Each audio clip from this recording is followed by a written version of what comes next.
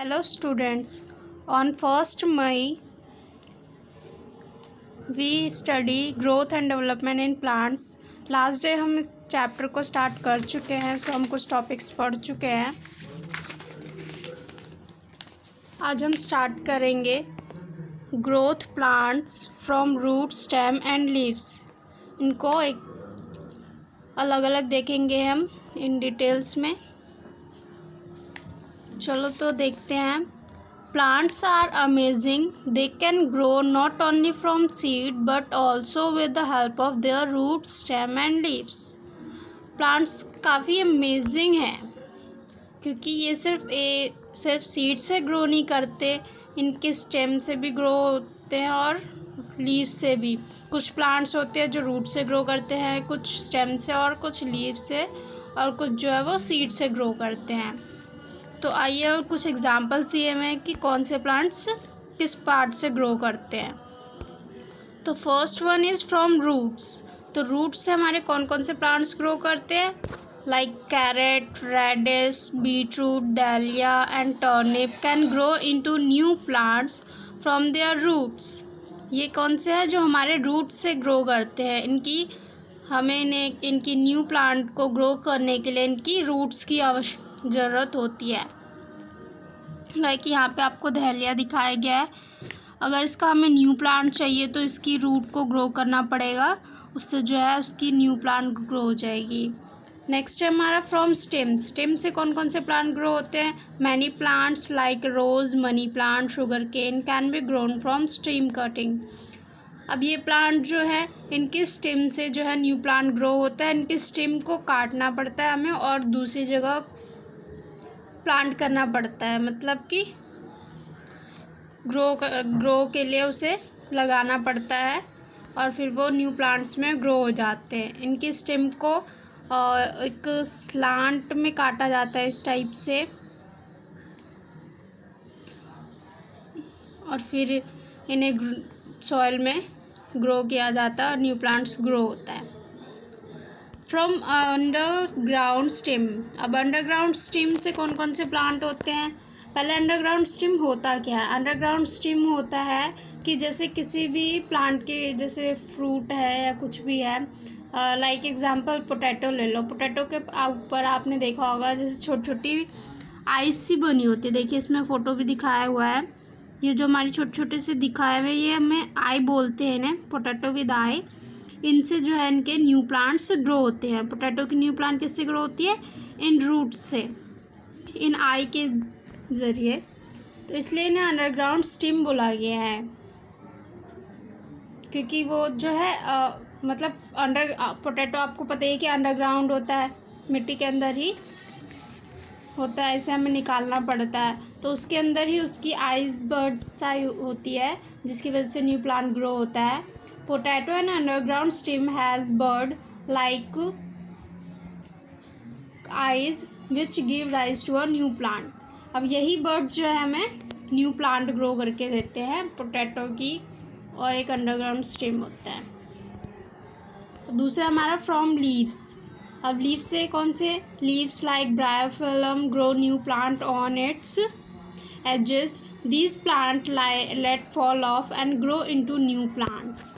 अब ब्रायोफिलम एक मतलब लीव है जिसकी एजेस पे, मतलब कि जिसके साइड, जैसे ये लीव्स हो गई अगर देखा जाए तो इसकी ये हो गई, ये हमारी एजेस हो गई. तो इसके एजेस पे ही इसके बर्ड्स होते हैं जिसकी वजह से ये जो है मतलब कुछ टाइम होने के बाद ये गिर जाते हैं और नीचे एक न्यू प्लांट ग्रो हो जाता है. सही देखिए यहाँ पे आपको दिखाया हुआ है, ये इसकी लीव्स के साइड में एजेस पे इसकी बर्ड्स निकले हुए हैं और यही जो है मैच्योर होने के बाद फॉल ऑफ कर जाते हैं और न्यू प्लांट्स में ग्रो हो जाते हैं. ये ब्रायोफिलम लीव्स है हमारी. ओके, नेक्स्ट अब देखते हैं हम फ्रॉम स्पोर्स. स्पोर्स क्या होते हैं.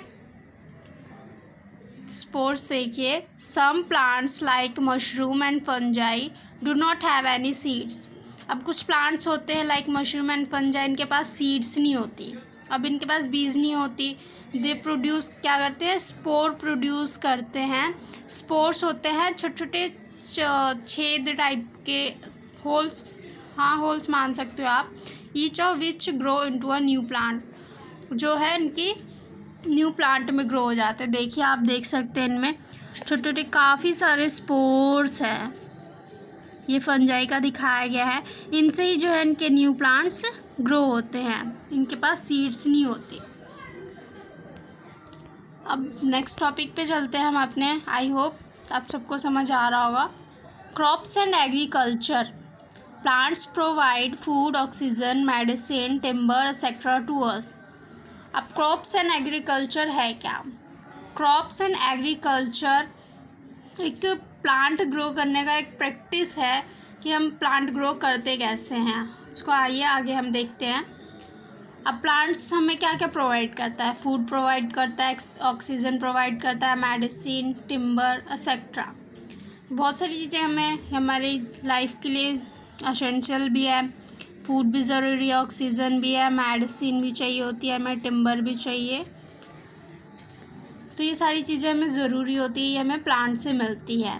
अब we grow plants on a large scale, इस वजह से जो हम प्लांट्स को काफ़ी ज़्यादा मात्रा में हम ग्रो करते हैं ताकि हमें अब इनफ, मतलब कि अपनी जितनी हमें ज़रूरत है उतना ही हमें मिल सके। We get enough food and other products to fulfil our needs, हमारी ज़रूरत के अनुसार हमें प्लांट से जो है हम चीज़ें मिल सके जो कि हमारे सर्वाइवल के लिए ज़रूरी है।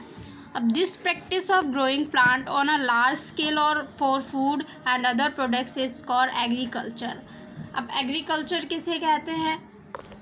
कि जो हम अपनी नीड्स के लिए प्लांट्स ग्रो करते हैं काफ़ी लार्ज स्केल पे, बहुत ज़्यादा बड़े पैमाने पे, उसे ही एग्रीकल्चर कहा गया है। किसी भी प्लांट्स को ऑन अ लार्ज स्केल बहुत ज़्यादा मात्रा में ग्रो करने को ही एग्रीकल्चर बोलते हैं। एग्रीकल्चर खेती बोल सकते हो आप, खेती-बाड़ी। The plants that are grown in larger quantities in particular area और region at particular season are called crops. अब क्रॉप्स क्या होते हैं? क्रॉप्स की मतलब एग्रीकल्चर तो हो गया कि हम को मतलब कोई भी प्लांट्स ग्रो कर रहे हैं, बट प्लांट्स जो हम बहुत ज़्यादा मात्रा में ग्रो करते हैं एक पर्टिकुलर एरिया में, या फिर रीजन बोल सकते हैं, रीजन एरिया की बात है, और पर्टिकुलर सीज़न में, जैसे लाइक हमने विंटर में ग्रो करा और एक पर्टिकुलर एरिया में ही हम वो चीज़ ग्रो कर रहे हैं तो उसे हम क्रॉप बोलेंगे। The particular area in which a crop is grown is called farm. अब ये तो होगा कि हमें एक पर्टिकुलर एरिया लिया और पर्टिकुलर सीज़न में हमने बहुत ज़्यादा मात्रा में हमने अपनी प्लांट्स को ग्रो किया तो उसे क्रॉप बोल दिया। बट जिस पर्टिकुलर एरिया में हम क्रॉप ग्रो करते हैं उसे क्या बोलते हैं? उसे हम फार्म बोलते हैं, और जो पर्सन्स वहाँ पे वर्क करते हैं उसे फार्मर्स बोला जाता है इसी के रिस्पेक्ट में, क्योंकि वो फार्म में काम कर रहे हैं इसलिए उन्हें फार्मर्स बोला गया है। The particular area in which a crop is grown is called farm and the person who works on a farm is known as farmer. Okay, so जैसे कि बताया कि जहाँ पे पर्टिकुलर एरिया में क्रॉप ग्रो होता है उसे फार्म बोलते हैं, जो पर्सन्स वहाँ पे वर्क कर रहे हैं उन्हें फार्मर्स बोलते हैं। अब आते हैं हम अपने next topic, different stages of agriculture. अब एग्रीकल्चर के डिफरेंट स्टेजेस क्या होते हैं? खेती करने के अलग अलग पैमाने, स्टेप्स बोल सकते हैं। Growing crops is not an easy task. अब क्रॉप्स को ग्रो करना एक ईजी टास्क तो नहीं है, उसमें भी काफ़ी स्टेप्स होते हैं, काफ़ी काम होते हैं। There are several steps involve in it. अब इनमें भी बहुत सारे काम इन्वॉल्व है। अब एक वन बाय स्टेप करना पड़ता है जब भी जो है प्रॉपर ग्रोइंग होती है। These steps are known as agriculture practices. अब इस जो हम स्टेप्स करते हैं वन बाय वन, इसे ही एग्रीकल्चर प्रैक्टिस बोला जाता है। The various stages of crop production are as given. अब आपको कुछ स्टेजेस दिए गए हैं यहाँ पे क्रॉप प्रोडक्शन के, देखिए। फर्स्टली हम क्या करेंगे? The field is प्लव्ड।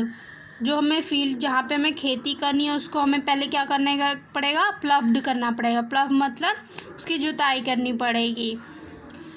Next step क्या होगा, हमें मैन्यूर ऐड करना पड़ेगा सॉइल में, हमें फर्टिलाइजर्स ऐड करने पड़ेंगे, खाद।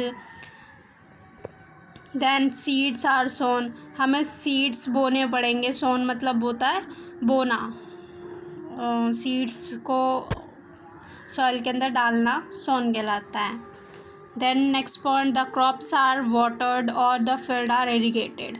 क्रॉप्स को हमें वाटर करना पड़ेगा और उन्हें इरिगेटेड करना पड़ेगा, मतलब कि वाटर से पूरा उन्हें सींचना पड़ेगा। उसके बाद जब वो थोड़े ग्रो हो जाएंगे, then pesticide are spread to protect the crop. उसके बाद में उन्हें पेस्टिसाइड करना पड़ेगा ताकि वो इंसेक्ट से बचे रहे। एंड देन जब वो ग्रो हो जाएंगे प्रॉपरली एंड मैच्योर हो जाएंगे, देन क्रॉप्स को हमें हार्वेस्ट करना पड़ता है। हार्वेस्टिंग जो है लास्ट स्टेप है कि हम अपना प्रोडक्ट जो है ले रहे हैं। अब यहाँ पे फसल पक के तैयार हो चुकी है और इन्हें किसान जो है अपने यूज़ में लाएंगे। देन है हमारा प्रोटेक्टिंग द क्रॉप्स। अब क्रॉप्स को हम प्रोटेक्ट कैसे करते हैं, देखिए। Crops need protection from birds, insect, rats etcetera. अब क्रॉप्स को क्या प्रोटेक्शन किस किस से चाहिए होती है, बर्ड से चाहिए होती है, इंसेक्ट से चाहिए होते हैं, रैट से एक्सेट्रा। अब क्रॉप्स के अंदर तो कोई भी जा सकता है, बर्ड भी आ सकता है, इंसेक्ट, एनिमल्स कुछ भी आ सकते हैं। तो बिफोर एंड हार्वेस्टिंग से पहले और हार्वेस्टिंग के बाद हमें दोनों टाइप में ही क्रॉप को प्रोटेक्ट करना पड़ता है। दे आर स्प्रेड, तो पहले हार्वेस्टिंग से पहले हमें क्या करना पड़ता है, they are spread with pesticide to protect them from insect and other harmful animals.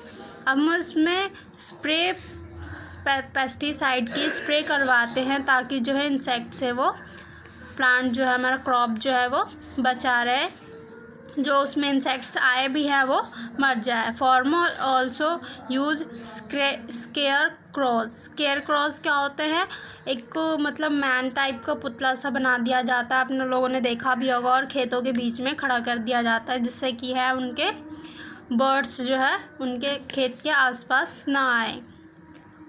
In hilly areas people grow crops by cutting step in mountains, this is known as step farming.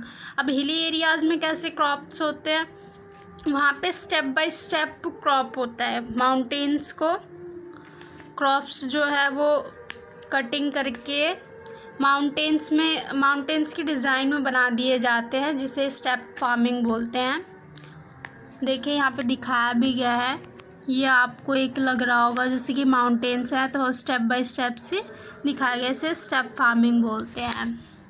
हमारा in step farming a series of steps are cut into the hill side.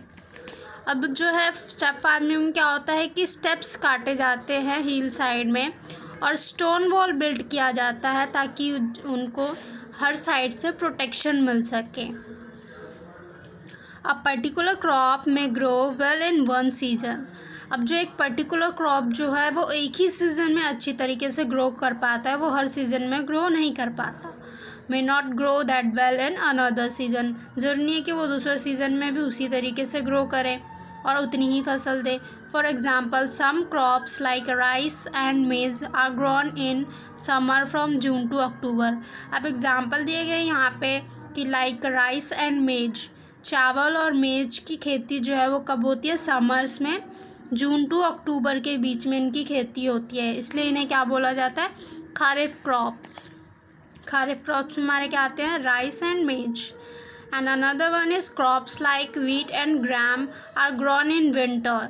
अब crops क्या है, wheat and ग्राम जो crops है वो नवंबर to अप्रैल में होता है, विंटर सीजन में, इसलिए इन्हें रबी क्रॉप्स बोला जाता है। Thus it is important to sow the right seed in the right season।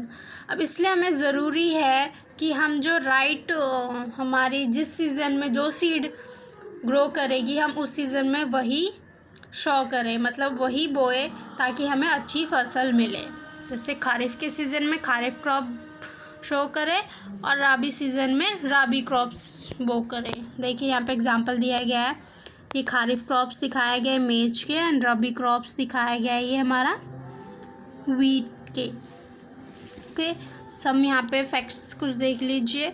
The earth has more than 80,000 species of edible plants. Earth के पास 80,000 से ज़्यादा एडिबल प्लांट्स हैं।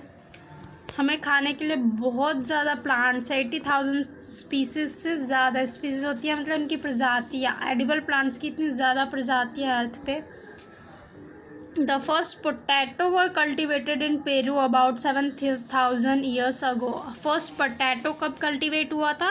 पेरू में हुआ था 7,000 ईयर्स अगो, पहले। कितना पहले फर्स्ट पोटैटो कल्टिवेट हुआ था। The average strawberry has 200 seeds. It is the only fruit bears its seed on its outside. अब स्ट्रॉबेरी के देखा होगा आपने कि उसके आउटसाइडर पार्ट पे ही सीड्स होते हैं, छोटे छोटे से सीड्स होते हैं, और 200 से ज़्यादा सीड होते हैं एक स्ट्रॉबेरीज पे। और ये एक सिंगल फ्रूट है जिसकी आउटसाइड लेयर पे सीड्स होती है।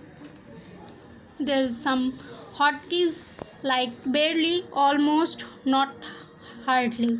बेयरली मतलब कि बहुत ही कम मात्रा में देखी जाती है, या मोस्टली नॉट ही। सीडलिंग होता है young plant, specially one raised from seeds. जो सीड से प्लांट निकलता है उसे हम सीडलिंग बोलते हैं। फीसिस होता है कि वेस्ट मैटर, जब हमारा फूड डाइजेस्ट हो जाता है उसके बाद जो वेस्ट मटेरियल बचता है उसे हम क्या बोलते हैं? फीसिस। And the spores, reproductive unit capable of giving rise to a new individual without sexual fusion. Spores क्या होते हैं कि रिप्रोडक्टिव यूनिट है जो कि कैपेबल होता है एक न्यू इंडिविजुअल को ग्रो करने के लिए विदाउट सेक्सुअल फ्यूज़न, बिना सेक्सुअल फ्यूज़न के। Pesticides, the substance use for destroying insect. Pesticides को स्प्रे किस लिए किया जाता है? इंसेक्ट्स को डिस्ट्रॉय करने, ख़त्म करने के लिए। हार्वेस्ट होता है द प्रोसेस और period of gathering of crops. Harvest होता है एक पीरियड है, प्रोसेस है क्रॉप्स को ग्रैब करने का, क्रॉप्स को मतलब पकने के बाद क्रॉप्स को अच्छे तरीके से पाने के लिए। स्केयर क्रॉस, वही कि एक ह्यूमन फिगर टाइप का रिजेंबल, उनकी तरह हूबहू बना दिया जाता है ताकि जो है कोई भी वर्ड्स वहाँ पर ना आ सके ह्यूमन्स के डर से। Okay, so there is some exercise for you pause the video and do it. There is some also. Okay, so आज के लिए इतना ही, ये चैप्टर ख़त्म होता है। Thank you guys.